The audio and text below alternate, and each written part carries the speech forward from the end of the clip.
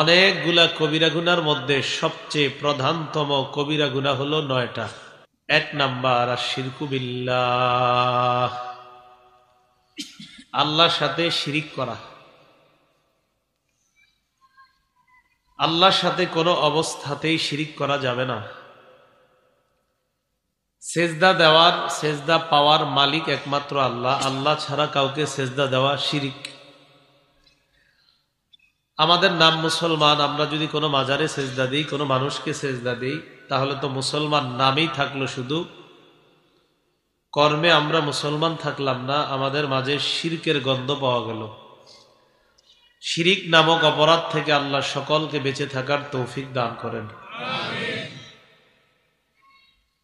ইবনে মাজা কিতাবের নাম 1853 নাম্বার হাদিসের বর্ণনা। লাম্মা কদিমা মুআযুম মিনাশ শাম সাজাদা লিন-নবী সাল্লাল্লাহু আলাইহি ওয়াসাল্লাম। নবীজির একজন সাহাবী মুআজ রাদিয়াল্লাহু তাআলা আনহু শাম দেশ থেকে আসলেন। আসার পর নবীজিকে সিজদা দিয়ে বসছে। নাউজুবিল্লাহ। فقال رسول الله صلى الله عليه وسلم ما هذا يا معاذ। নবীজি বললেন, মুআজ তুমি এটা কি করলা? মুআজ ইবনে জাবাল জবাব দেয়, ইয়া রাসূলুল্লাহ আতাইতু শাম, আমি শাম দেশে গেলাম। ফাওয়াফাকতুহুম ইয়াসজুদুনা লিআসাকিফাতিহিম ওয়া বাতারিকাতিহিম। শাম দেশে যাওয়ার পর আমি দেখলাম তারা তাদের ধর্মীয় নেতা এবং রাজনৈতিক নেতাদেরকে সিজদা দেয়। ফাওয়াদিতু ফি নাফসি আন নাফআলা যাকা বিকা ইয়া রাসূলুল্লাহ।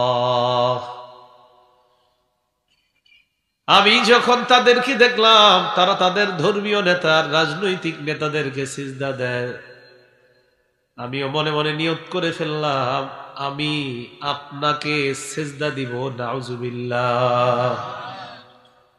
তারা সিজদা দিতে পারলে আমি কেন পারবো না? তাই আমি সামদেশ থেকে এসে আপনাকে সিজদা দিলাম। ফাকালা রাসূলুল্লাহ সাল্লাল্লাহু আলাইহি ওয়াসাল্লাম ফালা তাফআলু। নবীজি বললেন, মুআজ এটা কশিনকালেও কখনো করবা না। আল্লাহ রাসূল সাল্লাল্লাহু আলাইহি সাল্লাম, আল্লাহর পরে যিনি শ্রেষ্ঠ, তিনি বলে দিলেন, মুআজ তুমি এই জাতীয় কাজ কখনো করবা না। তাহলে বলেন, পৃথিবীর সবচাইতে শ্রেষ্ঠ যিনি, তাকে যদি সেজদা দেওয়া হারাম হয়, অন্য কাউকে সেজদা দেওয়া কি? আল্লাহ ছাড়া অন্য কাউকে সেজদা দেওয়া কি? শিরক। বলেন কি? আবু দাউদ শরীফের 2140 নম্বর হাদিসের বর্ণনা। রাসূলুল্লাহ সাল্লাল্লাহু আলাইহি সাল্লামের একজন সাহাবীর নাম কাইস ইবনে সাদ রাদিয়াল্লাহু তাআলা আনহু। عن قيس بن سعد رضي الله تعالى عنه قال أتيت الحيرة। قيس ابن سعد বলেন, আমি কুফার হীরা নগরীতে গেলাম। فرأيتهم يسجدون لمرزبان لهم। সেখানে গিয়ে দেখলাম তারা তাদের নেতাকে সিজদা দেয়। নাউজুবিল্লাহ। فقلت ورسول الله أحق أن يسجد له। আমি যখন দেখলাম ওই দেশের মানুষগুলা মানুষকে সিজদা দেয়, আমি মনে মনে বললাম, মানুষ যদি সিজদা পাওয়ার যোগ্য হয়, আল্লাহর রাসূল সিজদা পাওয়ার সবচেয়ে বেশি যোগ্য। কোন মানুষ যদি সিজদা পাওয়ার যোগ্য হয় কখনো, তো সবচেয়ে বেশি যোগ্য হবে রাসূল সাল্লাল্লাহু আলাইহি ওয়াসাল্লাম। ফাতাইতুন নবী সাল্লাল্লাহু আলাইহি ওয়াসাল্লাম, আমি আল্লাহর রাসূলের কাছে আসলাম। আসার পর আল্লাহ রাসূলকে বললাম, ইয়া রাসূলুল্লাহ আমি কুফা নগরীর হীরা প্রদেশে গেলাম। সেখানে গিয়ে দেখলাম মানুষ তাদের নেতাকে সিজদা দেয়। তাই আমি মনে মনে ভাবলাম, সিজদা পাওয়ার সবচেয়ে বেশি যোগ্য আপনি। ফাআনতা ইয়া রাসূলুল্লাহ আহাক্কু আন নাসজুদা লাকা। ইয়া রাসূলুল্লাহ সিজদা পাওয়ার সবচেয়ে যোগ্য আপনি, তাই আমি আপনাকে সিজদা দিতে চাই। নবীজি বললেন, কাইস আরাআইতা লাউ মারারতা বিকবরি, আমি যদি আমার কবরের মধ্যে থাকি, তুমি যদি আমার কবরের পাশ দিয়ে যাও, তুমি কি আমার কবরকে সিজদা করবা? নবীজি কিন্তু কবরে না, কোথায় তখন? নবীজি বললেন, তুমি যদি আমার কবরের পাশ দিয়ে যাও, তুমি কি আমার কবরকে সিজদা করবা? কাইস ইবনে সাদ জবাব দিলেন, লা ইয়া রাসূলুল্লাহ, আমি আপনার কবরকে সিজদা করতাম না। নবীজি বললেন, যেমনি ভাবে আমার কবরকে সিজদা দেওয়া হারাম শিরিক, তেমনি ভাবে আমাকেও সিজদা দেওয়া শিরিক হারাম। এই হাদিসের মাধ্যমে বুঝতে পারলাম দুনিয়ার সবচাইতে শ্রেষ্ঠ, এই জগতেও যিনি শ্রেষ্ঠ, পরের জগতেও যিনি শ্রেষ্ঠ, তাকে সিজদা দেওয়া হারাম। আবার দুনিয়ার সবচাইতে শ্রেষ্ঠ কবরটাকেও সিজদা দেওয়া হারাম। অতএব দুনিয়ার অন্য কোন পীর ফকির, তাকে সিজদা দেওয়া হারাম, তার মাজার কবরকেও সিজদা দেওয়া হারাম। তাহলে কোন মানুষকে বা মানুষের কবরকে সিজদা দেওয়া যাবে না, এটা হারাম, শিরিক। আব্দুল্লাহ ইবনে ওমর বলেন, সবচেয়ে বড় বড় অপরাধ 9টা। 1 নাম্বার আল্লাহর সাথে শিরিক করা। এই জন্য আমার আপনার জন্য সবচেয়ে বড় চ্যালেঞ্জের বিষয় হলো ঈমান নিয়ে কবরে যাওয়া। ঈমান নিয়ে কবরে যাওয়া। আল্লাহর কাছে খুব বেশি দোয়া করবেন যেন ঈমানের উপর আমরা অটল থাকতে পারি, আল্লাহ তৌফিক দান করেন। তিরমিজি শরীফের 2260 নম্বর হাদিসের বর্ণনা, ক্বালা রাসূলুল্লাহ সাল্লাল্লাহু আলাইহি ওয়াসাল্লাম, নবীজি বলেন, ইয়াতি আলান নাসি জামান, এমন একটা সময় আসবে, আস-সাবিরু ফীহি আলা দীনিহি কাল কাবিজি আলাল জাম, এমন একটা সময় আমার উম্মতের উপর আসবে, যে সময় আমার উম্মত ঈমানের উপর ধৈর্য ধারণ করে থাকাটা তত কষ্টকর হবে, জ্বলন্ত আগুন হাতের মধ্যে রাখা যত কষ্টকর। এই সময়টা কি আসবে না চলে এসেছে? আল্লাহ আমাদের সকলকে ঈমান নিয়ে বেঁচে থাকার তৌফিক দান করেন, ঈমান নিয়ে মরার তৌফিক দান করেন। মুসলিম শরীফের হাদিস, বাবু বয়ানি আদাদি শুআবিল ঈমান নামক অধ্যায় ইমাম মুসলিম রহমতুল্লাহি আলাইহি একটা হাদিস আনছেন।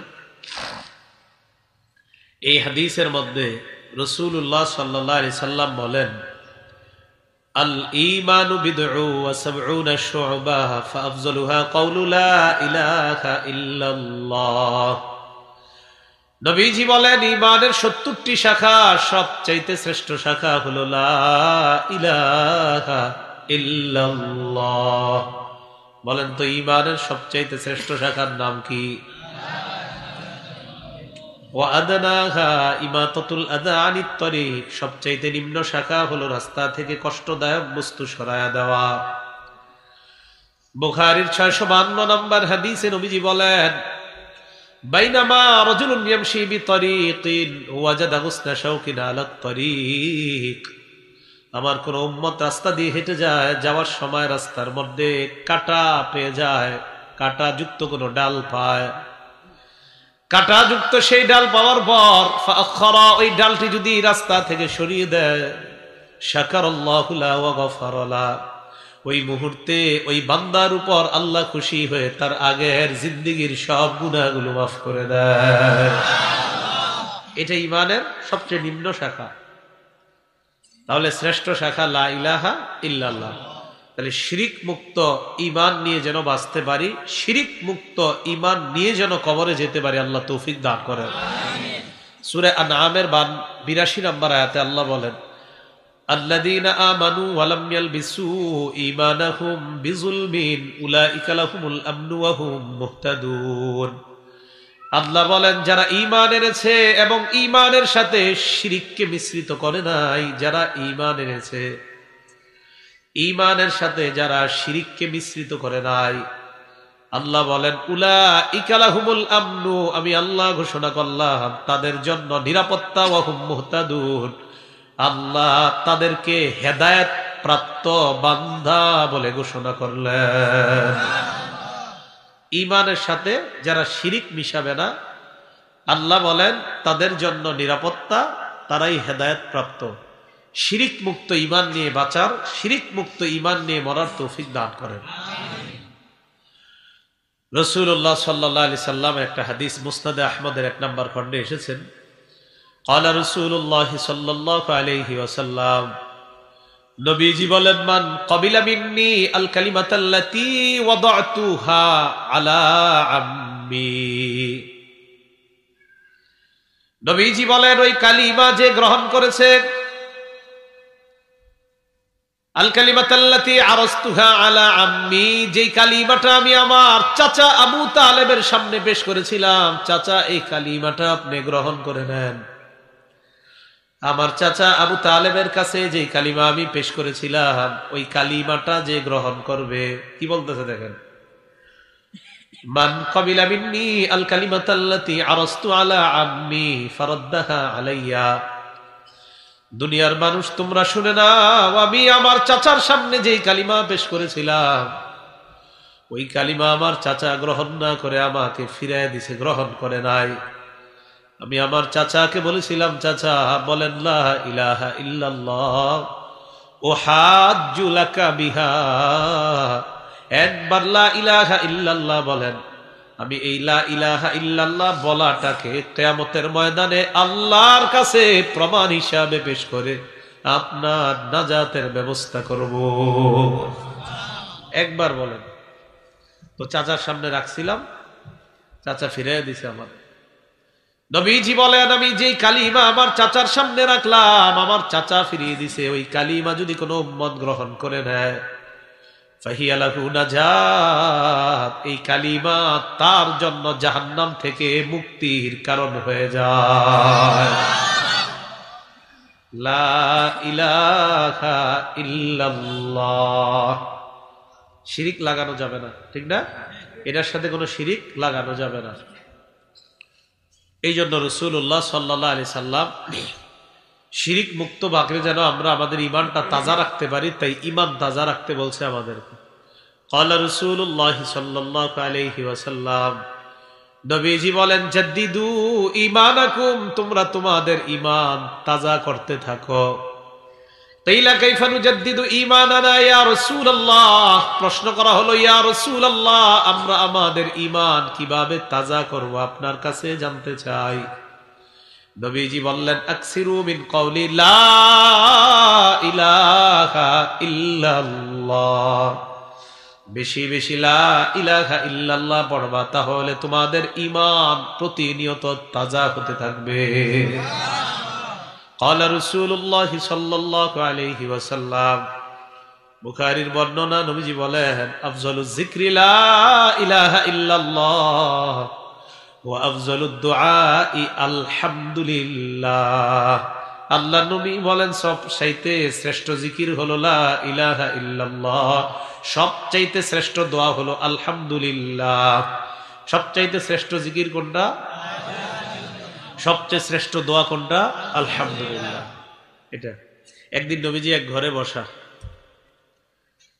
সাহাবাদেরকে বললেন, হাল ফিকুম গরিবুন, তোমাদের মাঝে অপরিচিত কোনো ব্যক্তি আছে কিনা, ইয়ানি আহলাল কিতাব, অপরিচিত ব্যক্তি দ্বারা উদ্দেশ্য হলো তোমরা ইমানদার ছাড়া অন্য কেউ এই জায়গায় আছে কিনা, ইহুদি ধর্ম অথবা খ্রিস্টান ধর্মের কেউ আছে কিনা। সাহাবারা জবাব দিলেন, লা ইয়া রাসূলুল্লাহ, এই জায়গায় আমরা ইমানদাররা ছাড়া আর কেউ নাই। ফাআমারা বিগলকিল বাব, আল্লাহ নবী বললেন, দরজাটা লাগায়া দাও। রোমে ইমানদার ছাড়া কেউ নাই, নবীজি বললেন, দরজাটা লাগায়া দাও। সাহাবারা বলেন, দরজা লাগাইলাম। দরজা লাগিয়ে দেওয়ার পর রাসূলুল্লাহ সাল্লাল্লাহু আলাইহি ওয়াসাল্লাম বললেন, ইরফাউ আইদিকুম, তোমরা তোমাদের হাতগুলা উঠাও। একটু সুন্নত পালন করি, উঠান তো।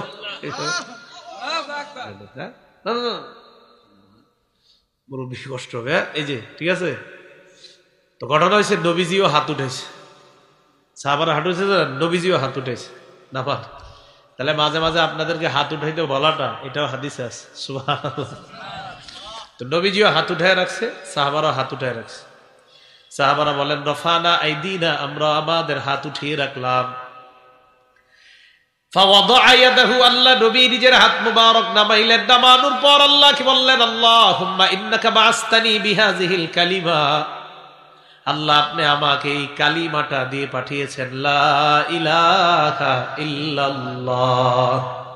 মাবুদ আপনি আমাকে এই কালিমা দিয়ে পাঠিয়েছেন, ওয়া আমরতানি বিহা, আর আমাকে আপনি আদেশ করেছেন এই কালিমার প্রচার যেন আমি করে দেই। ওয়া ওয়া'আদতা আলাইহাল জান্নাহ, এবং ওয়াদা করেছেন আল্লাহ এই কালিমার প্রচার যারা করবে তাকে আপনি জান্নাত দান করবেন। কি বলছে? আপনি আমাকে এই কালিমা দিয়ে পাঠিয়েছেন, এই কালিমা প্রচারের জন্য বলছেন, ওয়া'আদতানি আলাইহাল জান্নাহ, এই কালিমা প্রচার করলে জান্নাত দান করবেন, এমন ওয়াদা আল্লাহ করেছেন। ইন্নাকা লা তুখলিফুল মিআদ, আল্লাহ আপনি তো কখনো ওয়াদা ভঙ্গ করেন না। এই কথা বলার পর নবীজি সাহাবাদেরকে বললেন, ও সাহাবাদের দল, তোমরা ইমানদার ছাড়া যেহেতু এই জায়গায় কেউ নাই, তোমরা সবাই হলো কালিমা ওয়ালা। কোন কালিমা? যেই কালিমা দিয়ে আল্লাহ আমাকে পাঠাইছে। শোনো তোমরা, কদ গফারাল্লাহু লাকুম, আল্লাহ তোমাদেরকে মাফ করে দিয়েছেন। সাহাবাদেরকে যে আল্লাহ মাফ করছেন এটা কোরআনেও আছে, হাদিসেও আছে। কোরআনে আছে সাহাবাদের প্রতি আল্লাহ সন্তুষ্ট, হাদিসে আছে সাহাবাদেরকে আল্লাহ মাফ করে দিয়েছেন। তাহলে এই সাহাবাদেরকে নিয়ে সমালোচনা করা আমাদের দরকার আছে? যাদেরকে আল্লাহ মাফ করে দিয়েছে ওনাদেরকে নিয়ে কোনো কথা বলা, কোনো সমালোচনা আনা, এটা তো আমাদের দরকারই নেই। আমি আপনি তো আমার আপনার আখিরাত নিয়ে ফিকির করা দরকার। 9টা বড় অপরাধের একটা হলো শিরিক করা। তাহলে শিরিক করা যাবে না, শিরিক করলে ঈমান নষ্ট হয়ে যাবে, ঈমান মজবুত রাখতে হবে, ঈমান নিয়ে কবরে যেতে হবে। এগুলো 1 নাম্বার অপরাধ। 2 নাম্বার, ওয়ালা তাউক্কান্না ওয়ালিদাইকা ওয়া ইন আমারাকা আন তাখরুজা মিন আহলিকা ওয়া মালিকা। 2 নাম্বার বড় অপরাধ। অন্য বর্ণনায় আসছে তুমি তোমার মা বাবার নাফরমানি করবা না। তোমার মা বাবা যদি তোমাকে ঘর থেকে বের করে দেয়, সম্পদ থেকে বের করে দেয়। আল আদাবুল মুফরাদে এই অপরাধের সিরিয়ালটা আব্দুল্লাহ ইবনে ওমর বলেছেন 9 নাম্বার, বুকাউল ওয়ালিদাইনি মিনাল উকুক, নাফরমানির কারণে আমার আপনার খারাপ ব্যবহার করার কারণে যদি মা বাবার চোখ দিয়ে পানি আসে। ভয়ঙ্কর 9টা অপরাধের মধ্যে আব্দুল্লাহ ইবনে ওমর এই অপরাধটাকেও গণ্য করেন, বলেন নাউজুবিল্লাহ। আব্দুল্লাহ ইবনে ওমর সিরিয়ালে এটাকে রাখছে 9 নাম্বার। আর মুআজ ইবনে জাবাল রাদিয়াল্লাহু তাআলা মুসনাদ আহমদের 22075 নাম্বার হাদিসের মধ্যে নবীজি ওনারে 10টা ওসিয়ত করছে, এখানে উনি এই বর্ণনাটা অর্থাৎ এই গুনাহটাকে সিরিয়ালে রাখছে 2 নম্বরে। তবে কোরআনের আয়াত দেখলে বোঝা যায় আল্লাহর সাথে শিরিক করার পরেই আল্লাহ মা বাবার গুরুত্ব, কোরআনের বিভিন্ন আয়াতে আল্লাহ মা বাবার কথা দ্বিতীয় স্তরে আনছেন। সূরা বাকারার 83 নম্বর আয়াতে আল্লাহ বলেন, وَإِذْ أَخَذْنَا مِيثَاقَ بَنِي إِسْرَائِيلَ لَا تَعْبُدُونَ إِلَّا اللَّهَ وَبِالْوَالِدَيْنِ إِحْسَانًا। আল্লাহ বলেন বনি ইসরাইলের কাছ থেকে আমি অঙ্গীকার নিয়েছিলাম তোমরা আল্লাহ ছাড়া কারো ইবাদত করবা না। এই 1 নাম্বার। 2 নাম্বার, ওয়াবিল ওয়ালিদাইনি ইহসানা, পিতা মাতার প্রতি সৎ আচরণ করবা। 1 নম্বরে বললেন আল্লাহ ছাড়া কারো ইবাদত করবা না, আল্লাহ ছাড়া কারো ইবাদত করা সবচাইতে বড় অপরাধ। 2 নম্বরে বললেন পিতা মাতার প্রতি সৎ আচরণ করবা, পিতা মাতার প্রতি অসৎ আচরণ করা এটা 2 নম্বর সবচাইতে বড় অপরাধ। কোরআনের আয়াত দ্বারা বোঝা যায়। সূরা বনি ইসরাঈলের 23 নম্বর আয়াতে আল্লাহ বলেন, وَقَضَى رَبُّكَ أَلَّا تَعْبُدُوا إِلَّا إِيَّاهُ وَبِالْوَالِدَيْنِ إِحْسَانًا।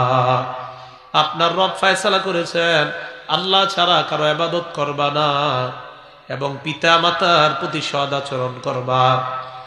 তাহলে 1 নাম্বার আল্লাহর সাথে শিরিক করা এটা বড় অপরাধ। আর বড় অপরাধের মধ্যে আরেকটা বড় অপরাধ মা বাবার সাথে নাফরমানি করা। আল্লাহ আমাদের সকলকে পিতা মাতার প্রতি অসৎ আচরণ করা থেকে আমাদেরকে বেঁচে থাকার তৌফিক দান করেন। সহিহ বুখারীর 5970 নম্বর হাদিসের বর্ণনা। عن عبد الله بن مسعود رضي الله تعالى عنه قال سألت النبي صلى الله عليه وسلم। আব্দুল্লাহ ইবনে মাসউদ রাদিয়াল্লাহু তাআলা আনহুর বর্ণনা, তিনি বলেন আল্লাহর নবীকে আমি প্রশ্ন করলাম, আইয়ুল আমালি আহাব্বু ইলাল্লাহ ইয়া রাসূলুল্লাহ, হে আল্লাহর নবী আপনার কাছে জানতে চাই আল্লাহর কাছে সবচাইতে প্রিয় আমল কোনটা, আল্লাহর কাছে সবচাইতে পছন্দনীয় আমল কোনটা? নবীজি জবাব দেয় আস-সালাতু আলা ওয়াক্তিহা, সময় মতো নামাজ পড়া। তিনি আবার প্রশ্ন করলেন সুম্মা আইয়ুন ইয়া রাসূলুল্লাহ, এরপর আল্লাহর কাছে সবচাইতে বড় অপরাধ কোনটা? নবীজি জবাব দিলেন বিররুল ওয়ালিদাইন, পিতা মাতার প্রতি সৎ আচরণ করা। হাদিসটা একটু বুঝেন তো। এক নম্বরে প্রশ্ন করলাম আল্লাহর কাছে প্রিয় আমল কোনটা, নবীজি বললেন সময় মতো নামাজ পড়া। দুই নম্বরে প্রশ্ন করলাম এরপর আল্লাহর কাছে প্রিয় আমল কোনটা, নবীজি বললেন পিতা মাতার প্রতি সৎ আচরণ করা। মোবাইলে ফোন করলেন, মাকে বললেন আম্মা আপনি কেমন আছেন, খানা খেয়েছেন কিনা, ওষুধগুলা ঠিক মতো খেয়েছেন কিনা, এই যে একটু কথা বললেন সুন্দরভাবে। আল্লাহ নবী বলেন তোমার এই বলাটা আল্লাহর কাছে সবচাইতে পছন্দনীয় আমল হিসাবে গণ্য হয়ে যায়। কারণ প্রশ্ন হয়েছে কি আমল কোনটা সবচেয়ে বেশি প্রিয়, তার মানে পিতা মাতার প্রতি সদাচরণ করা, ভালো ব্যবহার করাটাই একটা ইবাদত। সুবহানাল্লাহ, পিতা মাতার প্রতি ভালো আচরণ করাটাই ইবাদত একটা। তো নবীজিকে প্রশ্ন করলেন হুজুর এরপর কোনটা সবচেয়ে বড় আমল? নবীজি বললেন আল জিহাদু ফি সাবিলিল্লাহ, আল্লাহর রাস্তায় জিহাদ করা। তাহলে এবার উল্টা করেন তো, এক নাম্বার আল্লাহ ছাড়া কারো ইবাদত না করা, আল্লাহ বলে দিয়েছেন যদি ইবাদত করা হয় কারো শিরিক। দুই নম্বরে আল্লাহ বললেন পিতা মাতার প্রতি সদাচরণ করা, যদি অসদাচরণ করা হয় তাহলে এটা নাফরমানি, এটা হয়ে যাবে কবিরা গুনাহ। বুখারীর 5971 নম্বর হাদিসের বর্ণনা। عن أبي هريرة رضي الله تعالى عنه قال جاء رجل إلى رسول الله صلى الله عليه وسلم। আবু হুরায়রা রাদিয়াল্লাহু তাআলা আনহুর বর্ণনা, এক ব্যক্তি আল্লাহর রাসূলের কাছে আসলেন, আসার পর নবীজিকে প্রশ্ন করলেন মান আহাক্কুন নাস বিহুসনি সাহাবাতি ইয়া রাসূলুল্লাহ, হে আল্লাহর রাসূল আপনার কাছে জানতে চাই পৃথিবীর মধ্যে সবচাইতে ভালো আচরণ পাওয়ার যোগ্য কে, আমি কার সাথে সবচাইতে ভালো আচরণ করব হুজুর আপনার কাছে জানতে চাই। নবীজি বললেন উম্মুকা, তোমার মা। তিনি আবার প্রশ্ন করলেন সুম্মা আইয়ুন, হুজুরের পর কে? নবীজি বললেন উম্মুকা, তোমার মা। তিনি আবার প্রশ্ন করলেন সুম্মা আইয়ুনের পর কে? নবীজি বললেন উম্মুকা, তোমার মা। তিনি আবার প্রশ্ন করলেন সুম্মা আইয়ুনের পর কে? নবীজি বললেন সুম্মা আবুকা, এরপর তোমার বাবা। বলেন তো মায়ের কথা কয়বার? মায়ের কথা তিনবার। কেন? কারণ মা এমন তিনটা কষ্ট পায় যেই তিনটা কষ্ট বাবা কখনো পায় না। এক নাম্বার হামালাতহু উম্মুহু কুরহা, মা সন্তানকে পেটে ধারণ করার কষ্ট পায়, দুনিয়ার কোনো বাবা এই কষ্টটা পায় না। দুই নাম্বার ওয়াদাতহু কুরহা, মা সন্তানকে প্রসব করার কষ্ট পায়, দুনিয়ার কোনো বাবা সন্তান প্রসব করার কষ্ট পায় না। তিন নাম্বার ওয়া হামলুহু ওয়া ফিসালুহু সালাসুনা শাহরা, মা সন্তানকে দুধ পান করার কষ্ট পায়, এই কষ্ট বাবা কখনো পায় না। রাত 1টা, 1:30, 2টা, 2:30, 3টা বাচ্চা যখন কান্না করে মা তখনই দুধ পান করায়, এই কষ্ট কখনো বাবা আর সহ্য করতে হয় না, ঠিক না? উল্টা মাঝে মাঝে বিরক্ত হয়ে বাবা পাশের রুমে গিয়ে ঘুমায়, এটাই সত্যি। এতবার কান্না করলে ঘুম ভেঙে যায়। অবশ্য বাবার আবার দায়িত্ব আছে, সকালে উঠে অফিসে যেতে হবে, কাজ আছে, মাদ্রাসায় যেতে হবে, স্কুলে যেতে হবে, পড়াইতে হবে, বাজারে যেতে হবে, দোকানদারি করতে হবে। বাবারও ঘুম দরকার, কারণ বাবা যদি সঠিক মতো না ঘুমায় তাহলে পরিবারের জীবিকা নির্বাহ আবার কে করবে? বাবা তো বাহিরের কাজ দেখতে হবে। তো যে বিষয়টা বললাম, তিনটা কষ্ট মা পায়, যে তিন কষ্ট বাবা কখনো পায় না। তাই নবীজি বললেন মা, মা, মা, এরপরে বললেন বাবা, কারণ মা এমন তিন কষ্ট পায় যা দুনিয়ার কেউ পায় না। তাই নবী মায়ের কথা তিনবার বললেন। সহিহ বুখারীর বর্ণনা, 5972 নম্বর হাদিসের বর্ণনা। عن عبد الله بن عمرو رضي الله تعالى عنه قال قال رجل للنبي صلى الله عليه وسلم এক ব্যক্তি আল্লাহ রসুলকে প্রশ্ন করলেন, ইয়া রাসূলুল্লাহ উজাহিদু, আমি জিহাদের ময়দানে যাইতে চাই, আপনার অনুমতি চাই, আমি জিহাদে যাব। নবীজি বললেন, ইরজি, বাসায় যাও। কোথায় যাও? বাসায় যাও। আলাকা আবাওয়ান, তোমার পিতা মাতা জিন্দা আছেনি? ওই ব্যক্তি জবাব দিলেন, জি হুজুর, আমার পিতা মাতা জীবিত আছে। নবীজি বললেন, ফাফিহিমা ফাজাহিদ, যাও পিতা মাতার সেবা করার মাধ্যমে জিহাদ করো। তুমি যদি পিতা মাতার সেবা করো, জিহাদের সওয়াব আল্লাহ তোমাকে দিয়ে দিবে। বুখারীর বর্ণনা 5973 নম্বর হাদিসের বর্ণনা। আর আব্দুল্লাহ ইবনে আমর রাদিয়াল্লাহু তাআলা আনহুমা قال قال رسول الله صلى الله عليه وسلم, নবীজি বলেন, লা ইয়ালআনুর রাজুলু ওয়ালিদাই, কোন সন্তান যেন তার পিতা মাতাকে অভিশাপ না দেয়। সাহাবারা বললেন, ইয়া রাসূলুল্লাহ কাইফা ইয়ালআনুর রাজুলু ওয়ালিদাই, একজন সন্তান পিতা মাতাকে অভিশাপ কিভাবে দেয় আপনার কাছে জানতে চাই। নবীজি বললেন, ইয়াসুব্বুর রাজুলু আবার রাজুল ফায়াসুব্বু আবাহু ওয়া ইয়াসুব্বু উম্মা, কোন ব্যক্তি তার পিতাকে গালি দেয়, উল্টা ওই ব্যক্তি তোমার পিতাকে গালি দেয়, তুমি আরেকজনের মাকে গালি দিলা, উল্টা তোমার মাকে গালি দিলা। এই যে তুমি আরেকজনকে গালি দিয়ে তোমার মাকে গালি শোনাইলা, আরেকজনকে গালি দিয়ে তোমার বাবাকে গালি শোনাইলা, এটাই হলো তুমি তোমার মা বাবাকে অভিশাপ দেওয়া। কি বুঝলাম? কারো মা বাপরে গালি দিয়েন না।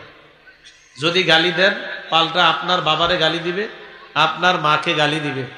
যদি আপনি কাউকে গালি দেন, পাল্টা যদি আপনার বাবাকে গালি দেয়, আপনার মাকে গালি দেয়, তো এই গালি আপনি ব্যবস্থা, শোনানোর ব্যবস্থা আপনিই করছেন, ঠিক না?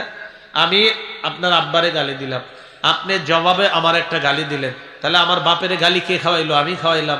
নবীজি কয়, কোন সন্তান তার বাবারে গালি খাওয়ানো, কোন সন্তান তার মাকে গালি খাওয়ানো মানে ওই মা বাবাকে ওই সন্তান অভিশাপ দেওয়া। নাউজুবিল্লাহ। আবু দাউদ শরীফের হাদিস 1532 নম্বর 82 নম্বর হাদিসের বর্ণনা। এই হাদিসের মধ্যে আসছে, এক ব্যক্তি নবীজি সাল্লাল্লাহু আলাইহি সাল্লামের কাছে আসছে, আসার পর কয়, ইন্নী কুনতু আরাদতুল হিজরাতা মাকা ইয়া রাসূলুল্লাহ, হুজুর আমি আপনার সাথে হিজরত করে মদিনায় যেতে চাই। আমি মদিনায় গিয়ে আপনার চেহারা মুবারক দেখবো, আমি আপনার সাথে থাকতে চাই, তাই আমি আপনার সাথে হিজরত করে মদিনায় যেতে চাই। ইয়া রাসূলুল্লাহ তারাকতু আবাওয়াইয়া ইয়াবকিয়ান, বাসা থেকে আমি আপনার কাছে যখন আসছি, আমি দেখলাম আমার আব্বা আম্মা কান্না করতেছে, আমি বাবা মাকে কান্নারত অবস্থায় রেখে আসলাম। নবীজি বললেন, হিজরতের চিন্তা পরে করো, আগে বাসায় যাও। যাওয়ার পর আদহিকহুমা কামা আবকাইতাহুমা, মা বাবারে যেইভাবে কান্না করিয়েছো তাড়াতাড়ি গিয়ে তাদেরকে হাসিয়ে দাও। বাড়িতে যাও, মা বাবাকে যেইভাবে কান্না করিয়েছো বাড়িতে যাও, গিয়ে তাদেরকে হাসানোর ব্যবস্থা করো।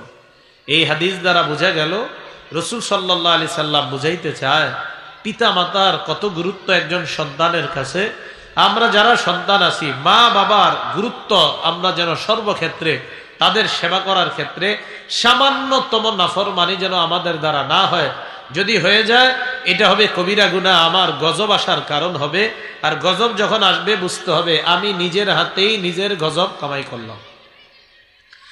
আপনারা এলাকার মানুষ কি করেন? গাছে প্রথম পেয়ারা হয়, গাছে প্রথম পেঁপে ধরে, প্রথম আম ধরে, নারিকেল ধরে, এইগুলা নিয়ে কি করেন? দৌড় দেন। কোথায়? অমুক পীর সাহেবরে দিব, অমুক খানকায় দিব, অথবা অমুক হুজুরে দিব, আমগো মসজিদের ইমাম সাহেবরে দিব। তো আপনার সাথে রাস্তায় আমার দেখা, কেউ কোথায় যান? হুজুর প্রথম পেঁপে নিয়ে ইমাম সাহেবরে দিতে যাইতেছে। আপনার আব্বা আম্মা আসেনি? জি আছে। আব্বার বয়স কত? 70। আম্মার বয়স কত? 60। আপনার আব্বারে পেঁপে খাওয়াইছেন? জি না। আম্মারে খাওয়াইছেন? না। আপনি আব্বা আম্মারে না খাওয়ায় আগে ওখানে নেন কেন? আগে আব্বা আম্মারে খাওয়ান, পরে ওখানে নেন। মা বাবারে কেন খাওয়াবেন? রাসূল বলছেন ফাসাম্মাল জান্নাহ, সেখানে জান্নাত। এখানে জান্নাত নিশ্চিত বলে নাই, সেখানে জান্নাত, এটা রাসূল বলেছেন। পিতা মাতা এটাকে জান্নাত বলেছেন নবীজি সাল্লাল্লাহু আলাইহি সাল্লাম। তাহলে আগে সেখানে খাওয়ান। আপনার মা বাবা সবচেয়ে বড় পীর, এরা দূর ঘরের মধ্যে শুয়ে আছে, আপনি ওনাদেরকে ক্ষুধার্ত রাইখা কষ্ট দিয়া ওনাদেরকে আপনি না খাওয়া আরেক জায়গায় নিয়ে যাওয়াটা, এটা আপনি কেমন কাজ করলেন? মাথায় রাখতে হবে সব সময়, পিতা মাতা আপনার জান্নাত, তাদের সেবা করবেন, তাদের মাধ্যমে দুনিয়াতে থাকতেই জান্নাত কামাই করার চেষ্টা করবেন। আল্লাহ তৌফিক দান করেন।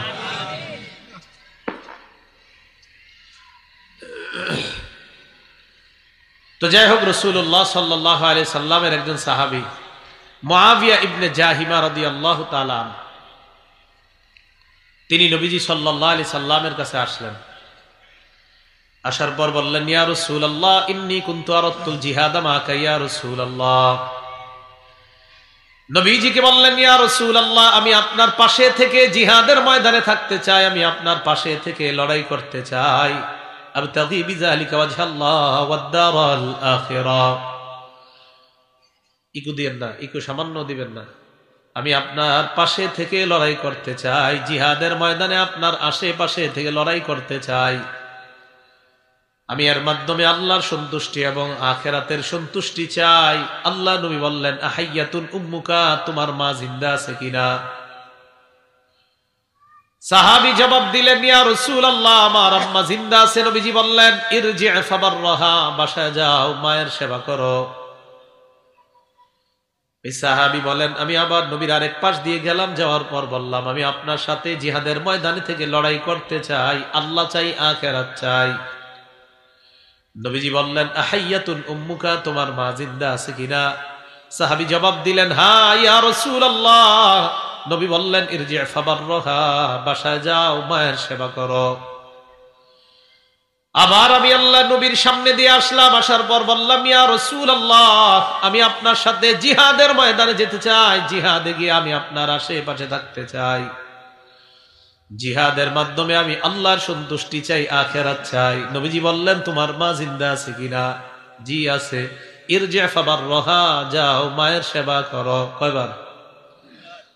তিনবার, বারবার এদিক যায়, একবার সেদিক যায়, একবার ডানে একবার বামের সামনে এসে বারবার নবীর কাছে অনুমতি চায়। নবীজি বললেন, ইলজাম রিজলাহা, মায়ের পা আঁকড়ে ধরো, ফাসাম্মাল জান্নাহ, সেখানেই তোমার জান্নাত। তাহলে এখানে জান্নাত বলছে। এই জন্য মা বাবার সেবার মাধ্যমে জান্নাত যেন কামাই করতে পারি, আল্লাহ তৌফিক দান করেন। আম্মা জান আয়েশা সিদ্দিকা রাদিয়াল্লাহু তাআলা আনহার বর্ণনা, এক আজীব হাদিস শুনেন। ক্বালা রাসূলুল্লাহ সাল্লাল্লাহু আলাইহি ওয়াসাল্লাম, নবীজি বলেন, রাআইতুনি ফিল জান্নাহ, আমি স্বপ্নে দেখলাম আমি জান্নাতে ঘুরে বেড়াই। নবীজি স্বপ্নে দেখলেন উনি জান্নাতে ঘুরে বেড়ায়। আমি যখন আমাকে নিজেকে জান্নাতের মধ্যে দেখলাম, সামিআতু সাওতা কারিইন ইয়াকরাউ, হঠাৎ একজন পাঠকের আওয়াজ শুনলাম, যিনি কোরআন তেলাওয়াত করতেছে, কোরআনের আওয়াজ আমি জান্নাতে শুনতে পাইলাম।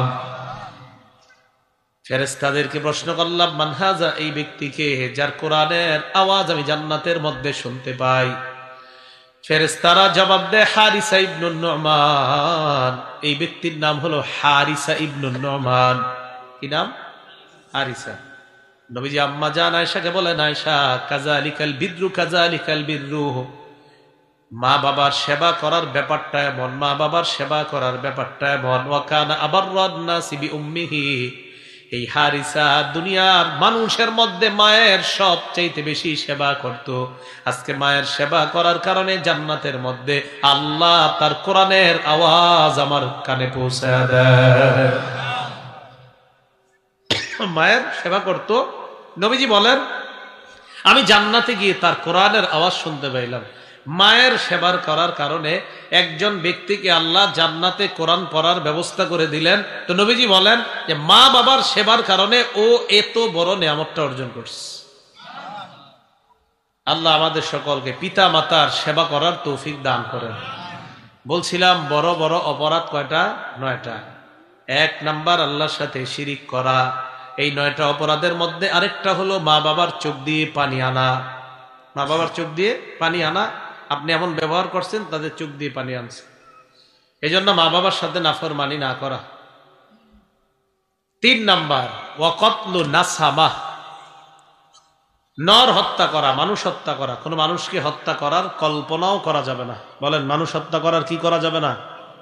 কল্পনাও করা যাবে না। ক্বালা রাসূলুল্লাহ সাল্লাল্লাহু আলাইহি ওয়াসাল্লাম, বুখারীর 3335 নম্বর হাদিসের বর্ণনা। নবীজি বলেন, লা তুকতালু নাফসুন যুলমা ইল্লা কানা আলা ইবনি আদম আল আউয়াল কিফলুম মিন দামিহা। দুনিয়ার মধ্যে যত হত্যাকাণ্ড অন্যায়ভাবে ঘটবে, প্রত্যেকটা হত্যাকাণ্ডের রক্তের একটা, গুনাহের একটা অংশ আদম নবীর প্রথম সন্তানের কবরের মধ্যে পৌঁছে যায়। লিআন্নাহু আউয়ালু মান সান্নাল কতলা, কারণ আদম নবীর প্রথম সন্তান কাবিল দুনিয়াতে সর্বপ্রথম হত্যার প্রচলন ঘটিয়েছে। এই জন্য যত হত্যাকাণ্ড হবে, প্রত্যেকটা হত্যাকাণ্ডের গুনাহের একটা অংশ কাবিলের কবরের মধ্যে চলে যায়। এই হাদিস দ্বারা কি বোঝা যায়? যারা আপনারা গুনাহের দরজা খোলেন, ঘরে টেলিভিশন কিনা দিচ্ছেন, গুনাহ কয়জনেরটা মাথায় নেবেন? কাবিল গুনাহের দরজা খোলার কারণে যত গুনাহ করবে কাবিলের কবরে যদি যায়, তো আপনি না টেলিভিশন কিনা দিচ্ছেন, আপনার আব্বা আম্মা বউ ছেলে মেয়েদেরকে গুনাহের দরজা খুলে দিচ্ছেন, কয়জনেরটা মাথায় নেবেন? আর যে ব্যক্তি আরো বড় পর্দার ব্যবস্থা করে দিছে, এটার গুনাহের বোঝার মাথা কয়জনে নিবে?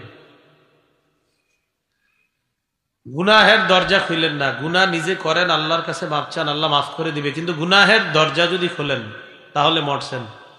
আল্লাহ আমাদের সকলকে গুনাহমুক্ত জীবন যাপন করার তৌফিক দান করেন।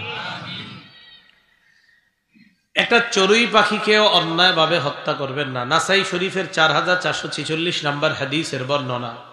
ক্বালা রাসূলুল্লাহ সাল্লাল্লাহু আলাইহি ওয়াসাল্লাম, নবীজি বলেন, মান কাতালা উসফুরান আবাসা, কোন মানুষ যদি অনর্থক একটা চড়ুই পাখিকে হত্যা করে, আজ্জা ইলাল্লাহি ইয়াউমাল কিয়ামাহ, কিয়ামতের ময়দানে ওই চড়ুই পাখি আল্লাহর কাছে মামলা দায়ের করবে আর বলবে, ইয়া রাব্বি ইন্না ফুলানান কাতালানি আবাসা, মাবুদ মোকে আমাকে অনর্থক হত্যা করছে, আমি তোমার কাছে এই হত্যাকাণ্ডের বিচার চাই। গুলেল দিয়ে একটা চড়ুই পাখি আপনি মেরে ফেললেন, মনে রাখবেন, আপনি যদি বালেগ অবস্থায় এই গুলেল দিয়া চড়ুই পাখি হত্যা করেন, কিয়ামতের ময়দানে চড়ুই পাখি আপনার বিরুদ্ধে মামলা দায়ের করবে। তাহলে কোন মানুষকে হত্যা করা যাবে না, অনর্থক কোন প্রাণীকে হত্যা করা যাবে না।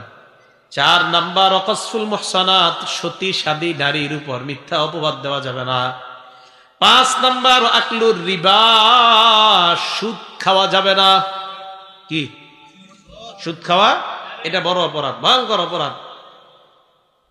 6 নাম্বার, আকলু মালিল ইয়াতীম, এতিমের সম্পদ অন্যায়ভাবে ভক্ষণ করা, এটাও সবচেয়ে বড় অপরাধের একটা।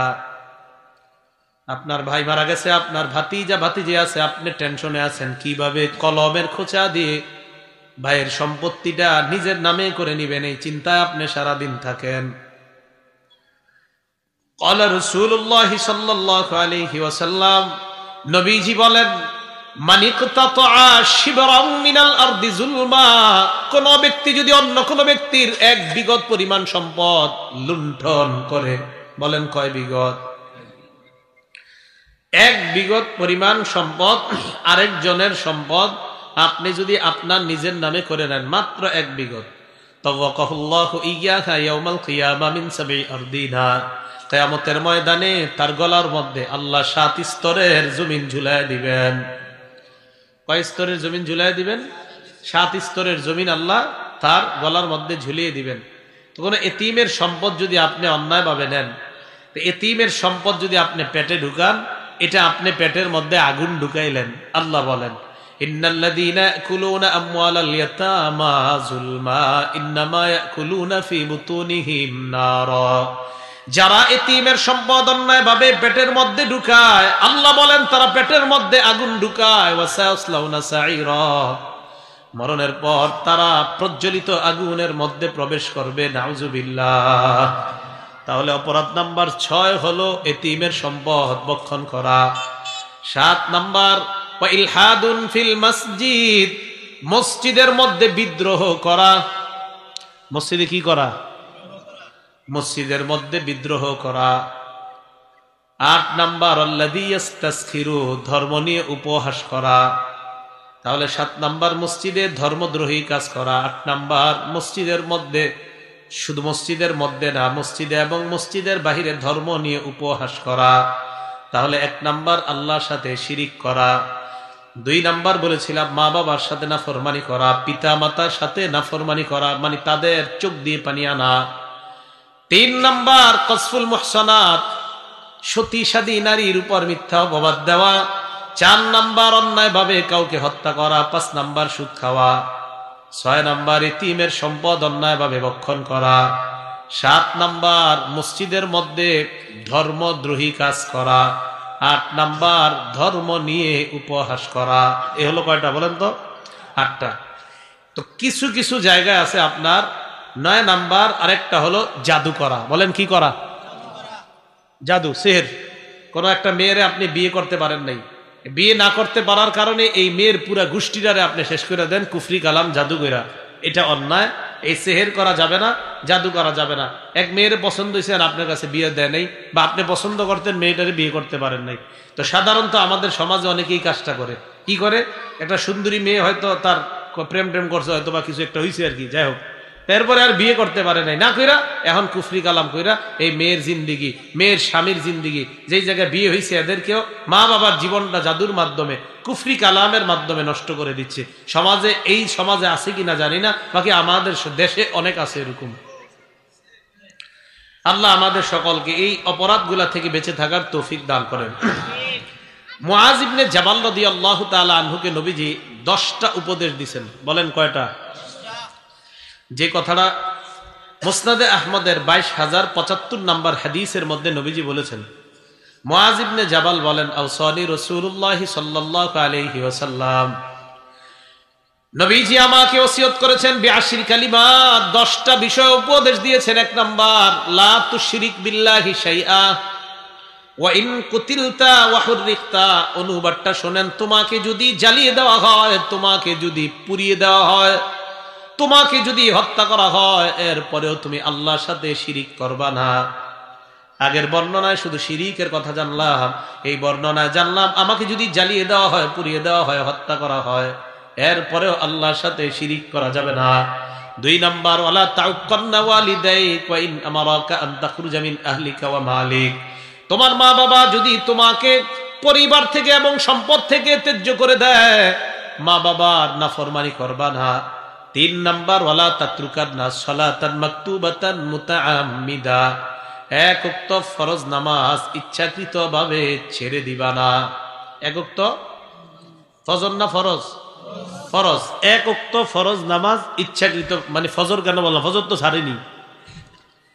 1 ওয়াক্ত ফরজ নামাজ ইচ্ছাকৃতভাবে ছেড়ে দিও না। তাহলে ফজর ফরজ কিনা? ফজর নামাজটা ফরজ কিনা? জোহর ফরজ কিনা? আসর ফরজ কিনা? মাগরিব ফরজ, এশা ফরজ, 1 ওয়াক্ত ফরজ। নবীজি বলেন, ফাইন্না মান তারাকা সালাতান মাকতুবাতান মুতাআম্মিদা। 1 ওয়াক্ত ফরজ নামাজ যদি কেউ ইচ্ছাকৃতভাবে ছেড়ে দেয়, ফাকাদ বারিআত মিনহু জিম্মাতুল্লাহ, তার উপর থেকে আল্লাহর দায়িত্ব উঠে যায়। বান্দা, তোর যা মন চায় তুই তা কর, আমি আল্লাহ তোর দায়িত্ব নিব না। 1 ওয়াক্ত ফরজ নামাজ, ফরজ নামাজ ছেড়েন না। কি বলছে দেখছেন? কত ভয়ঙ্কর ধমক। 1 ওয়াক্ত ফরজ ছেড়ে দিচ্ছে, আল্লাহ দায়িত্ব উঠায় না। যা, তোর যা মন চায় কর, আমি তোর দায়িত্ব নিব না। ইচ্ছাকৃত 1 ওয়াক্ত ফরজ নামাজ ছেড়েন না। 4 নাম্বার, ওয়ালা তাশরাবান্না খামরা, মদ পান করবা না। এই মদ দ্বারা উদ্দেশ্য মাদক যত আছে, ইয়াবা, বাবা, গাঁজা, নেশা যা আছে সব পান করবা না। ফাইন্নাহু রাসু কুল্লি ফাহিশা, মদ সমস্ত অশ্লীলতার মূল। 5 নাম্বার, ইয়াকা ওয়াল মাসিয়া, আল্লাহর নাফরমানি করা থেকে বাঁচবা। ফাইন্নাল মাসিয়াতি হাল্লা সাকাতুল্লাহ, আল্লাহর নাফরমানির কারণে দুনিয়াতে গজব আসে। বলেন, আল্লাহর নাফরমানিতে দুনিয়াতে কি আসে? ওয়া ইয়াকা ওয়াল ফিরার মিনাজ জাহফি ওয়া ইন হালাকান নাস, সবাই যদি মারা যায় এরপরেও তুমি জিহাদের ময়দান থেকে পলায়ন করবা না। 7 নাম্বার, ইদা আসাবান নাস মুতান ওয়া আনতা ফীহিম ফাসবুত, কোন এলাকার মধ্যে তুমি আছো, ওই এলাকায় যদি মহামারী দেখা দেয়, মহামারীর ভয়ে ওই এলাকা ছেড়ে তুমি অন্য কোথাও যাবে না, ওই এলাকায় তুমি অবস্থান করবা। বুখারীর বর্ণনা, আল্লাহ নবী বলেন, যে এলাকায় মহামারী লাগে বাহিরের কেউ ওই এলাকায় যাবে না, ওই এলাকার কেউ বাহিরে যাবে না। করোনা ভাইরাসের সময় ডাক্তাররা নিয়ম করে দেয় লকডাউন দেওয়া, 1 রাষ্ট্রের মানুষ আরেক রাষ্ট্রে না যাওয়া, বিজ্ঞান এই নিয়ম করে দেয়, আমরা মেনে নিলাম। বিজ্ঞান আধুনিক যুগে আইসা অনেক গবেষণার পর লকডাউনের নিয়ম বানায়, আর আমার নবী অবিকল এই নিয়ম 1500 বছর আগে বলে যায়। গবেষণা হুদাই কি গবেষণা? নবী তো এটা কুইয়ে গেছেন, গবেষণা কি লাগে? নবী বলে গেছে না, তাই গবেষণা কি আছে? নবী তো বলছেই যেখানে মহামারী লাগবে বাহিরে যাইবা না, তাই গবেষণা কি দরকার? নবী তো বলেই দিছে যে এলাকায় মহামারী লাগে আর বাহিরে যাবা না, বাহিরে কেউ ভিতরে আসবে না। আমাদের নবীজি বলে দিছে। তো মনে করেন একটু ভাব নিতে হবে, তো তাই ভাব কিভাবে নেয় যে আপনার বিদেশের বিভিন্ন বড় বড় যারা সায়েন্টিস্ট বিজ্ঞানী বড় বড় এরকম, তারা ভাব নিল যে হ্যাঁ এরকম এরকম করতে হবে, তাহলে মানুষ নিরাপদ থাকবে। তো ভাব তো সবচেয়ে বেশি নেওয়া উচিত মুসলমানরা, কারণ মুসলমানের নবী 1500 বছর আগে এই নিয়ম বলে গেছে। এই নিয়ম আমাদের ধার করতে হবে, তাহলে নবীজি বলেই গেছেন। 8 নাম্বার আনফিকালা তাওলিকা মিন আহলিকা। 8 নাম্বার মনোযোগ দিয়ে শোনেন, নবীজি বলেন পরিবারের অভিভাবক তোমরা যারা আছো পরিবারের উপর সামর্থ্য অনুযায়ী খরচ করবা। 10,000 টাকা আপনার বেতন, এই সামর্থ্য অনুযায়ী আপনার সন্তান আদি আপনার বিবি তাদের পিছনে খরচ করা। যদি আপনার চিন্তায় আসে এই মাসে 12,000 খরচ করব, বাকি 2,000 কি সুদে আনবেন? হ্যাঁ, নবীজি বললেন সামর্থ্য অনুযায়ী খরচ করবা। এই জন্য সন্তান যারা আছেন আপনি আপনার বাবার কাছ থেকেও সামর্থ্য অনুযায়ী মোবাইলটা চাইবেন। বেটার বেতন 10,000, মোবাইল চাইছে 25,000 টাকা দামের, বাকি 15,000 উনি করতে আনবে। 9 নাম্বার ওয়ালা তারফান হুমা সাকা আদাবা, পরিবারের উপর থেকে শাসনের লাঠি উঠায় নিবা না। শাসনের লাঠি কাকে বলা হয়? মা বোনরা যারা আছে তাদের মধ্যে যেন স্বামীর ব্যাপারে এই অনুভূতি তৈরি হয়, আমার স্বামী আমাকে হালাল কাজে কখনো বাধা দিবে না, তবে হারাম কাজ করলে আমার স্বামী আমাকে সামান্যতম ছাড় দিবে না। এটা হলো শাসনের লাঠি। সন্তান যারা আছে ছেলে মেয়ে যারা আছে ফজরের নামাজের সময় যেন কম্বলের নিচে থাইকা ছেলে মেয়েদের মধ্যে এই অনুভূতি থাকে, সাবধান ফজর নামাজ যদি না পড়ি, যতই শীত হোক ফজরের নামাজের পর আম্মার কাছ থেকে নাস্তাও পাওয়া যাবে না, আব্বার লাঠি থেকেও বাঁচা যাবে না। এটা হলো শাসনের লাঠি। ওয়ালা তারফানহুম আসাকা আদাবা, নবীজি বলেন পরিবারের উপর থেকে শাসনের লাঠি উঠায় নিবা না।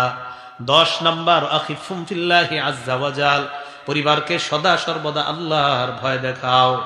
পরিবারকে সদা সর্বদা আল্লাহর ভয় দেখাও। তাহলে বলেন তো মা বাবার সাথে নাফরমানির কাজটা আমাদের সমাজে হচ্ছে কিনা?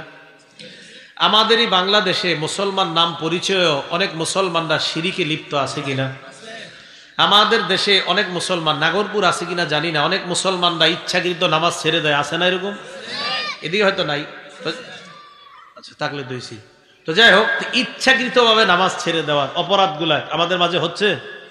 তো রাসূল সাল্লাল্লাহু আলাইহি সাল্লাম বললেন যখন তোমাদের মাঝে অপরাধ প্রবণতা বেড়ে যাবে তখন একের পর এক গজব আসতে থাকবে, একের পর এক গজব আসতে থাকবে। কেমন? ক্বালা রাসূলুল্লাহ সাল্লাল্লাহু আলাইহি ওয়াসাল্লাম, নবীজি বলেন ইন্না বাইনা ইয়াদাইস সাআতি ফিতানান কাকিতাইল লাইলিল মুসলিম, অন্ধকার রাতের টুকরার মতো একের পর এক গজব তোমাদের সামনে আসতে থাকবে। ইউসবিহুর রাজুলু ফিহা মুমিনা, কোন মানুষকে তোমরা সকালবেলা মনে করবা লোকটা ইমানদার, ওয়া ইউমসি কাফিরা, এই লোকটাই বিকালবেলা বেঈমান হয়ে যাবে, তোমাদের জানাও নাই। নবীজি বলেন সকালবেলা কোন ব্যক্তি ইমানদার থাকবে, বিকালবেলা বেঈমান হয়ে যাবে। ওয়া ইউমসি মুমিনা ইউসবিহু কাফিরা, বিকালবেলা দেখবা একটা লোক ইমানদার, সকালবেলা লোকটা বেঈমান হয়ে যাবে। কেন? এমন এমন কথা বলবে যে কথার কারণে তার ঈমান থাকবে না। যেমন আপনি বললেন, আলেমরা বলল নাগরপুরের যে ভাই ওই কাজগুলা কইরেন না, এটা করা হারাম, আপনি পাল্টা জবাব দিলেন হ্যাঁ আপনারা কইলেই হারাম হইব। কি বললেন? আপনারা, অথচ এটা হারাম। হারাম রে যদি বলেন আপনারা কইলে হারাম হবো না, এটা হারাম না। হারাম রে যদি হারাম না বলেন, শেষ গেছে। আপনারা বললে হারাম হবে মানে হারাম, এটা হুজুর ওলামায়ে কেরাম বললেন ভাই সুদ খাওয়া হারাম, এত হারাম হারাম করেন না তো, আমরা কি কম বুঝি? হারাম, শেষ গেছে। রাসূল সাল্লাল্লাহু আলাইহি সাল্লাম বলেন সকালবেলা ইমানদার থাকবে, বিকালবেলা বেঈমান হয়ে যাবে। আমাদের সমাজে কি হুজুররা যখন খুতবার দিন, বিশেষ করে সুদের ওয়াজ করে যেদিন ওলামায়ে কেরাম, এরপরে কিছু লোক আছে এলাকার, আপনি কি আর ওয়াজ খুঁজে পান না? এটা ছাড়া আসেনি সুদের ওয়াজ ছাড়া কি হুজুর আর খুঁজে পান না? মানে হ্যাঁ বল, আপনি পাল্টা বইলা দিবেন আপনি কি সুদটা ছাড়তে পারেন না? আলেমরা যদি এগুলা বলে যে সুদ ছাড়া ওয়াজ পান না, আপনি বলবেন আপনি সুদ ছাড়া দিলে তো আর ওয়াজই লাগে না। এগুলা যেগুলা কয় এগুলো সুদ খায়, শিওর সুদ খায়।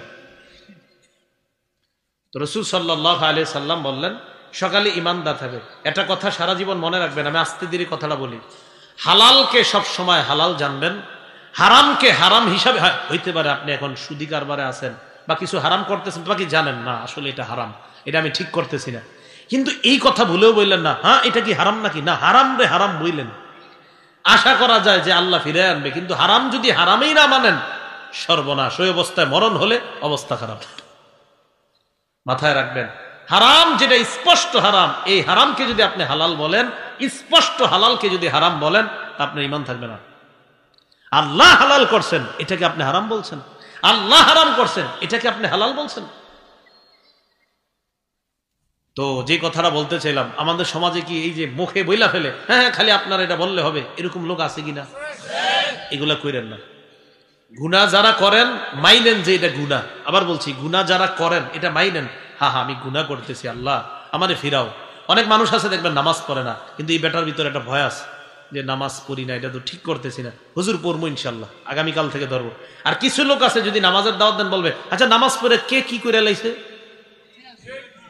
তাহলে তো সর্বনাশ হয়ে গেল। কথাগুলা পরিবর্তন করেন। একটা হলো আপনি নামাজ পড়েন না, আল্লাহ আমারে তৌফিক দেন, মাবুদ আমি নামাজ পড়বো, বাকি স্বীকার করেন যে নামাজ না পড়াটা অন্যায়, গুনাহ। আলেমরা দাওয়াত দিলে বলেন কি হুজুর জি পড়বো কালকে থেকে, পরশু থেকে। আর আরেক দল হলো নামাজের দাওয়াত দিলে বলেন কি যে মানুষের দেখায় কি মসজিদে গিয়ে নামাজ পড়বো, হ্যাঁ মসজিদেও পড়ে না, কোনো জায়গায় পড়ে না। কি কয় মানুষরে মসজিদে গিয়ে নামাজ কি মানুষের দেখায় পড়বো, এরকম কত আজিব আজিব যুক্তি দিবে আপনারে। তো যে বিষয়টা বললাম, বলেন যারা গুনাহ আমাদের দ্বারা হয়ে যায় গুনাহ, তাহলে গুনাহকে গুনাহ মানবো, বুঝি এটা মনে থাকবে তো? গুনাহকে গুনাহ মাইনেন যে হ্যাঁ এটা তো আমার গুনাহ, হুজুর সুদ খাওয়াটা গুনাহ, ঘুষ খাওয়াটা গুনাহ, নামাজ ছেড়ে দেওয়াটা আসলেই গুনাহ। গুনাহকে গুনাহ মাইনেন, আশাবাদী আল্লাহ ফিরে আনবে। কিন্তু তেরামি করেন না যে না এটা গুনাহ না, আপনি গুনাহ করতেছেন কোন যে এটা গুনাহই না, এটা বললেন না। আল্লাহ বুঝার তৌফিক দান করেন। গুনাহ যে মানুষ গুনাহ মনে করবে না এমন একটা যুগ আসবে। দেখেন নবীজি কি বলে, বুখারী শরীফের 5590 নাম্বার হাদিস। ক্বালা রাসূলুল্লাহ সাল্লাল্লাহু আলাইহি ওয়াসাল্লাম, নবীজি বলেন লা ইয়াকুনান্না মিন উম্মতি আকওয়াম, আমার উম্মতের মধ্যে এমন একদল মানুষের আবির্ভাব ঘটবে, ইস্তাহিল্লুনাল হিররা ওয়াল হারিরা, যারা জিনাকে হালাল মনে করবে। দেখছেন এই যে নবীজি বলে দিয়েছে জিনা করা দোষের, এটা দূরের কথা, আল্লাহ নবী কয়েকদল মানুষ জিনাকেই হালাল মনে করবে। ওয়াল হারিরা, রেশমের পোশাক পুরুষের জন্য হারাম, নবীজি বলেন একদল পুরুষ রেশমের পোশাককে হালাল মনে করবে। ওয়াল খামরা, মদ পান করা হারাম, একদল মানুষ মদকে হালাল মনে করবে। ওয়াল মাআজিফা, ঢোল তবলা বাদ্যযন্ত্র হারাম, একদল মানুষ বুখারী মুসলিম শরীফের হাদিস দিয়া বলবে ঢোল তবলা বাদ্যযন্ত্র হালাল। কোন কিতাবের? হ্যাঁ বুখারী মুসলিম মেশকাত সব কিতাবের দলিল দিয়ে বলবে বাদ্যযন্ত্র হালাল, অথচ নবী বুখারীর হাদিসে বলছে বাদ্যযন্ত্র হারাম, বুখারীর হাদিসে বলছে। তা আপনারা বুখারী পড়ছেন, বুখারীর হাদিসেই তো আছে বাদ্যযন্ত্র হারাম। তো নবীজি সাল্লাল্লাহু আলাইহি ওয়াসাল্লাম বলেন একদল মানুষ আসবে যারা বলবে বাদ্যযন্ত্র হালাল। এই জন্য কোনো মানুষ যখন হঠাৎ বলে বাদ্যযন্ত্র যে হারাম, এটা কোরআনের কই লেখা আছে, বাদ্যযন্ত্র যে হারাম এটা হাদিসের কই লেখা আছে, তাদের কথা শুনলে আমরা অতটা ঘাবড়ে যাই না, বরং নবীজির কথার উপর আমাদের ঈমান আগের চেয়ে আরো বেড়ে যায়। কারণ নবীজি বলছে একদল লোক গান বাদ্যকে হালাল মনে করবে। রাসূলুল্লাহ সাল্লাল্লাহু আলাইহি ওয়াসাল্লাম অন্য এক হাদিসের মধ্যে বলেন, দেখবেন এই হাদিসটা আর বর্তমান রূপরেখা মিলান, আবু দাউদ শরীফের 3688 নম্বর হাদিস। ক্বালা রাসূলুল্লাহ সাল্লাল্লাহু আলাইহি ওয়াসাল্লাম, নবীজি বলেন লা ইয়াশরাবান্না নাসুম মিন উম্মতি আল খামরা, এমন একটা সময় আসবে যেই সময় মানুষ মদ পান করবে, ইউসাম্মুনাহা বিগাইরি ইসমিহা, মদের নাম দিবে অন্য নাম, মদের নাম দিবে অন্য নাম। হারাম জিনিস এই হারামের নাম দিবে অন্য, এটার নাম হবে ডাইল। আর কি আছে? আরো ইয়াবা, বাবা, এই হারামের অন্য নাম দিবে, নেওয়ার পর এই হারাম গুলা টানবে বিয়ার। নবীজি বলেন ইউযাফু আলা রুউসিহিম বিল কাইনাতি ওয়াল মুগান্নিয়াত, এক দিক দিয়ে তারা মদ টানতে থাকবে, অন্য দিক দিয়ে নায়িকা গায়িকারা নাচবে আর গান চলতে থাকবে। বলেন এই জামানা কি আসবে না চলতেছে? নবীজি বললেন মানুষ মদপান করবে, গায়িকা নায়িকারা গানের তালে তালে নাচবে আর মানুষ মদপান করবে, এমন একটা যুগ আসবে বলেছে নবীজি। তাহলে আমরা দেখতেছি ওই যুগ চলতেছে। এই জন্য রাসূল সাল্লাল্লাহু আলাইহি সাল্লাম আরেকটা কথা বলছেন, কি? আরবের প্রত্যেকটা ঘরে ঘরে ফিতনা ঢুকবে। কি বলছে বলেন তো? ঘরে ঘরে ফিতনা ঢুকবে। এটা নবীজি সাল্লাল্লাহু আলাইহি ওয়াসাল্লাম সহিহ বুখারী 3176 নম্বর হাদিসের বর্ণনা। ক্বালা রাসূলুল্লাহ সাল্লাল্লাহু আলাইহি ওয়াসাল্লাম, নবীজি বলেন উদুত সিত্তাম বাইনা ইয়াদাইস সাআহ, তোমরা 6টা জিনিস গণনা করবা কিয়ামতের অতি নিকটে, তোমরা 6টা জিনিস গণনা করবা। এই 6 জিনিস গণনা কইরা তোমরা বুঝবা কিয়ামত আর বেশি বাকি নাই। কয়টা? 1 নাম্বার মাউতি, আমার ইন্তেকাল। বলেন নবীজির ইন্তেকাল হয়েছে না হবে? আমার ইন্তেকালটা তোমরা গুনে রাখবা। 2 নাম্বার ফাতহু বাইতুল মুকাদ্দাস, বাইতুল মুকাদ্দাসের বিজয়। সাহাবাদের আমলে বাইতুল মুকাদ্দাসের বিজয় হয়ে গেছে। 3 নাম্বার সুম্মা মুতান ইয়াখুযু ফীকুম কাকুআসিল গনাম, একের পর এক তোমাদের উপর মহামারী আসবে। যেইভাবে ছাগল পালের উপর মহামারী আসে, এমন ভাবে তোমাদের উপর একের পর এক মহামারী আসবে। করোনা, ওমিক্রন, আরো কত কিছু একের পর এক নাম জানতেছি। 4 নাম্বার নবীজি বলেন সুম্মাস্তিফাদাতুল মাল, মানুষের সম্পদ বাড়তে থাকবে। হঠাৎ এমন এমন মানুষ ধনী হয়ে যাবে, আপনাদের দেখলে বিশ্বাসও হবে না, এমন মানুষ হঠাৎ ধনী হয়ে যাবে। হাত্তা ইউতা মিআতা দিনার, হাত্তা ইউতার রাজুলু মিআতা দিনার, কোন ব্যক্তিকে 100 দিনার স্বর্ণ দেওয়ার পরেও ফায়াজল্লু সাখিত, ওই লোকের চেহারা কালো হয়ে থাকবে, না আমার আরো লাগবে। 5 নাম্বার নবীজি বলেন সুম্মা ফিতনাতুন লা ইয়াবকা বাইতুম মিনাল আরাব ইল্লা দাখালাতহু, এমন ফিতনা যে ফিতনা আরবের ঘরে ঘরে প্রবেশ করবে। ফিতনা আসবে যেই ফিতনা আরবের ঘরে ঘরে প্রবেশ করবে, আরবের ঘরে ঘরে ফিতনা প্রবেশ করবে। এরপর বলেন সুম্মা হুদনাতুন তাকুনু বাইনাকুম ওয়া বাইনা বানিল আসফার, এরপর তোমাদের মাঝে আর রোমদের মাঝে একটা চুক্তি হবে। ফায়াকদিরুনা, রোমেরা ওই চুক্তিটা ভঙ্গ করবে, তারা গাদ্দারি করবে। ফায়াতুনাকুম তাহতা সামানিনা গায়া, 80টা পতাকার নিচে তারা তোমাদের বিরুদ্ধে লড়াই করতে আসবে। তাহতা কুল্লি গায়াতিন ইসনা আশার আলফা, প্রত্যেকটা পতাকার নিচে 12,000 সৈন্য থাকবে, তারা তোমাদের বিরুদ্ধে লড়াই করতে আসবে। তো আল্লাহ নবী এই 6টার মধ্যে একটা বললেন, ফিতনা আরবের ঘরে ঘরে ঢুকে যাবে। আলেমদের থেকে ব্যাখ্যা জেনে নিবেন, ওলামাদের কাছে গিয়ে জানতে চাইবেন, হুজুর আরবদের ঘরে ঘরে ফিতনা ঢুকবে না ঢুকে গেছে জানতে চাই। সব পালন হচ্ছে এখন, হেলোইন, সিনেমা, আরো যা যা, গানের কনসার্ট, গান সব হচ্ছে। নবীজি বলছেন এমন ঘর বাকি থাকবে না যে ফিতনা ঢুকবে না, ঘরে ঘরে ফিতনা ঢুকে যাবে। তো রাসূল সাল্লাল্লাহু আলাইহি সাল্লাম বললেন, তখন ওই মুহূর্তে তোমাদের কি করণীয়? নাসাই শরীফের 4191 নাম্বার হাদিসে। এবার ভালো করে এই জায়গাটা শুনেন, যে এখন এই যে একের পর এক ফিতনা আসতেছে, আমার আপনার করণীয় তো আছে একটা। এই করণীয়টা কি? এই হাদিসে নবী জানায় দিয়েছে। নবীজি বলেন একের পর এক ফিতনা যখন তোমাদের কাছে আসবে, ওই সময় তোমরা যারা ঈমানদার, তোমাদের করণীয় হলো ফালতাতিমানিয়াতুহু ওয়া হুয়া ইউমিনু বিল্লাহি ওয়াল ইয়াউমিল আখির। নবীজি বলেন হতে পারে গজবের মধ্যে তোমার মরণ হয়ে যেতে পারে, ফিতনার মধ্যে তোমার মরণ হতে পারে। করোনায় কত আল্লাহওয়ালা ভালো মানুষরা মারা গেছে কিনা। নবীজি বলেন এই যে গজবের সময় যদি তোমার মরণ হয়ে যায়, মরণটা যেন এমন অবস্থায় হয় তুমি আল্লাহরে বিশ্বাস করো, রাসূলকে বিশ্বাস করো, আর আখিরাত বিশ্বাস করো, এমন অবস্থায় যেন জনগণ তোমাকে কবরের মধ্যে পাঠায়। ওই অবস্থায় যখন তুমি যাইবা, নবীজি হাদিসের মধ্যে বলেন জাহান্নাম থেকে মুক্তি যদি পেতে চাও আর জান্নাতে যদি যেতে চাও, তাহলে আল্লাহর প্রতি বিশ্বাস, রাসূলের প্রতি বিশ্বাস, আখিরাতের বিশ্বাস নিয়ে গজবের সময় যদি তুমি কবরে আসো, তাহলে তুমি নিরাপত্তা লাভ করলা। গজব আসবে চারদিক থেকে, ফিতনা আসবে, আপনি মারা যেতে পারেন। যদি আপনার বিশ্বাস থাকে আল্লাহ, রাসূল, আখিরাত, আর আল্লাহ মানি ব্যাখ্যা দিছি কিন্তু প্রথমে, মানে শিরিক মুক্ত ঈমান, শিরিক মুক্ত ঈমান, একটু শিরিক করা যাবে না এই বিশ্বাস, যে শিরিক মুক্ত ঈমান রাসূল সাল্লাল্লাহু আলাইহি সাল্লাম আল্লাহর রাসূল, এই বিশ্বাস আর আখিরাতের বিশ্বাস নিয়ে যদি যেতে পারেন, নবীজি কয় যুহজিহা আনিন নার ওয়া উদখিলাল জান্নাহ, সে জাহান্নাম থেকে দূরে থাকবে এবং তাকে জান্নাতে প্রবেশ করানো। তাহলে অপরাধ প্রবণতা আমাদের বাড়তেছে, প্রথম কথা। অপরাধের কারণে গজব আসতেছে, দ্বিতীয় কথা। তৃতীয় কথা, গজব তো আসতেই থাকবে হুজুর, তো করণীয় কি? করণীয় হলো হাজারো গজবের মাঝে ঈমান ঠিক রাখা। আবার বলছি, অপরাধ বাড়তেছে, 2 অপরাধের কারণে প্রচুর গজব আসতেছে, 3 হাজারো গজবের মাঝে ঈমান নিয়ে বেঁচে থাকা, ঈমান নিয়ে মৃত্যুবরণ করা, এটা হলো আমাদের করণীয়। আল্লাহ পাক রব্বুল আলামিন আমাদের সকলকে যে কথাগুলা শুনলাম বললাম, শিরিক মুক্ত ঈমান নিয়ে যেন আল্লাহর কাছে যেতে পারি, আল্লাহ তৌফিক দান করেন।